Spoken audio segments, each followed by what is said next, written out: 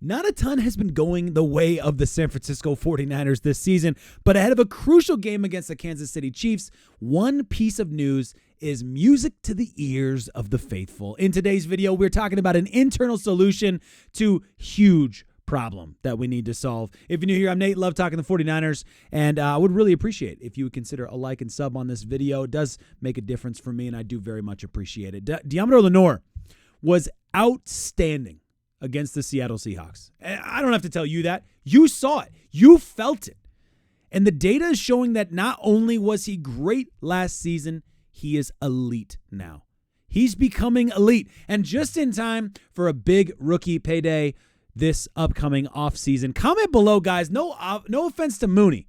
But if you can only pay one of them, which seems to be the general opinion, if you can only pay one of them, I would take the versatility of Deebo, personally. Would you? Comment below and let me know if you are as impressed with Deebo Lenoir as I am. Yesterday, Fred Warner took to KMBR, and here's what he said. I love Deebo. I love everything he's about. He does things a little differently than some cats, but hey, it's all good. When you're balling out, you can do those types of things. I think you get what that means, but if you don't, we're talking about the chirping that he loves to do, the trash talking that he loves to do. He's balling right now. I think he's one of the best players on our team. We have a lot of really good players, but the way that he's been playing, I've seen it in the last year and this year, he's just continued to get better. And you know what? He was on Richard Sherman's podcast, Deebo Lenoir was, this offseason, and it was really insightful, some of the things that he was saying. Now, this is a confident young man. Deebo Lenoir is as confident as they come. And to back up that confidence is kind of like the old school football days. I remember hearing, I think it was Stink talk about it, that sometimes the way that you would go about it in the old school days is you would write checks that you had to what's the phrase?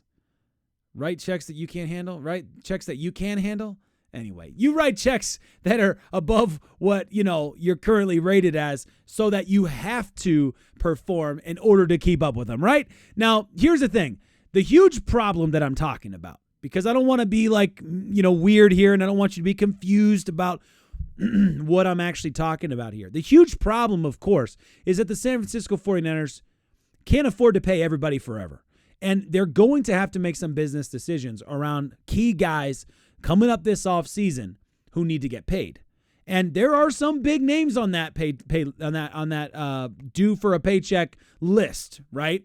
And you've had a bunch of guys who've now gotten paid this offseason, the offseason before that, the season before that. You go all the way back to Kittle and then Deebo and Christian McCaffrey and Trent Williams, multiple times Trent Williams in the last 4 years. You look at Brandon Aiyuk. I mean, these guys are getting paid.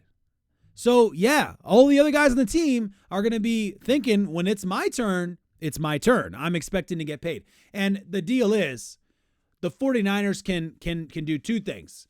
They can pay some of them and have some serious weak spots, or they can draft the heck out of the NFL, out of college football players, and build a team that has strong rookie bases so that you can get away with this kind of stuff. And this is obviously what every team wants to do. Every team wants to find new talent to bring them in and to develop them. And Deebo Lenoir is no exception to that list. He's up for his rookie contract coming up, and he's earned every bit of it.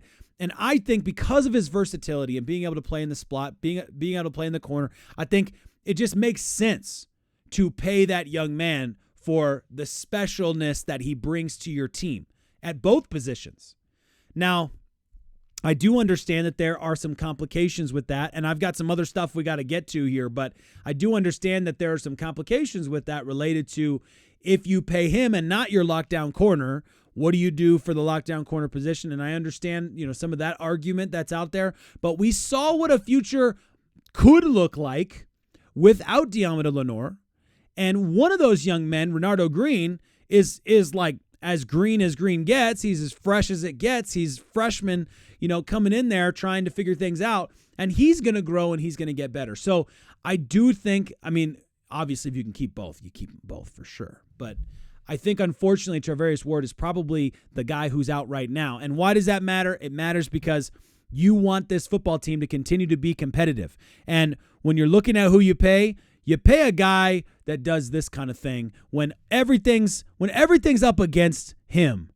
This is the kind of play that he has. I mean, this was crazy, right? We gotta get an eye on that again.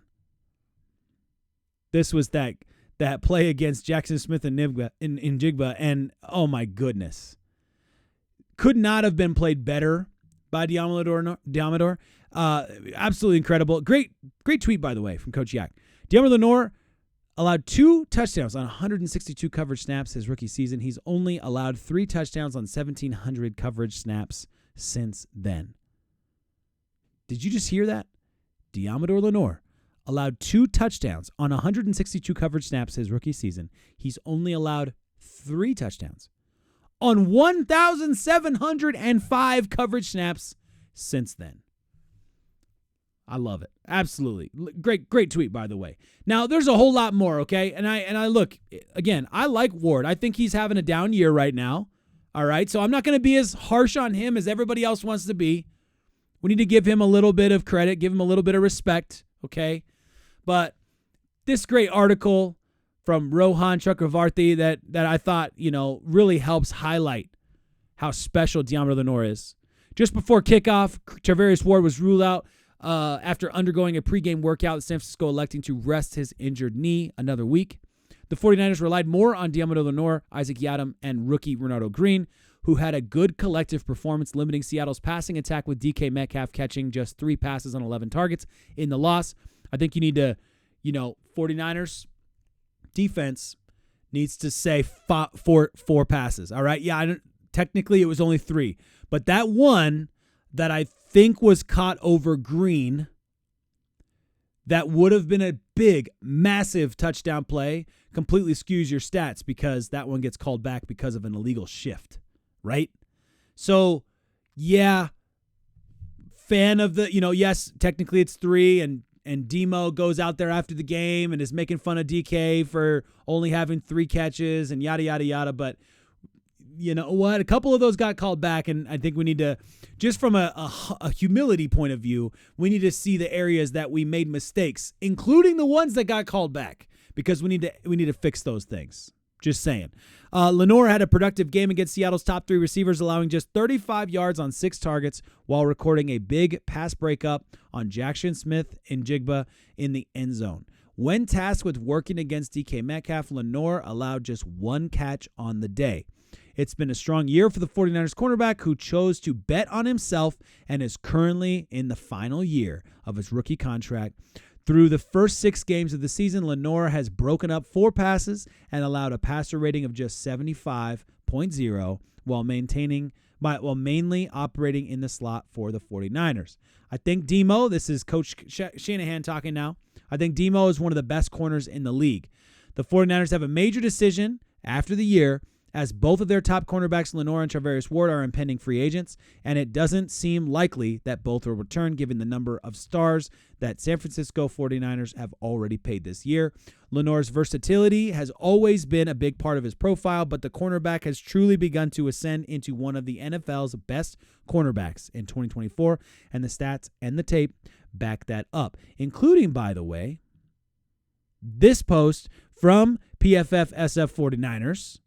Diamador Lenoir in Week 6 was the number 4 ranked defender in preventing separation. Okay, let's go. I'm here for it. Guys, I'm hyped about it. This is fantastic. So what is the problem? Again, I don't want to be cryptic here. I don't want you wondering what is the huge break. I'm not trying to be all clickbaity or anything. I genuinely believe the 49ers are in a real tight spot coming this season because we talked about it all offseason long. We could not stop talking about it in the radio and on the YouTube channel and all that stuff. We could not stop writing about it, that the 49ers have big problems when it comes to figuring out the finances going forward, because you've got big players who want to get paid, and understandably, they went to the Super Bowl, and every team who goes to the Super Bowl has to make these decisions. And so, yeah, it's the 49ers' turn. They went to the Super Bowl. They got to figure this stuff out. They made some decisions to make some payments. They're doing a fantastic job with the cap. I'm trying to give massive credit there, by the way. I'm not trying to say that they haven't done a good job. They have done a great job. But you do foresee a world in which the 49ers could be losing some big name players. And there are moments this season, let's be honest, that we wished we had not gotten rid of Eric Armstead. There are moments this season where you feel that way. I mean, I still see people tweeting and commenting on videos and stuff saying that we should have kept him or that we should go get him back. Now, all of that being said, all right, I'm not going to bother with that particular argument today. The huge break the 49ers have is that Lenoir has not just continued to be great. He is elite.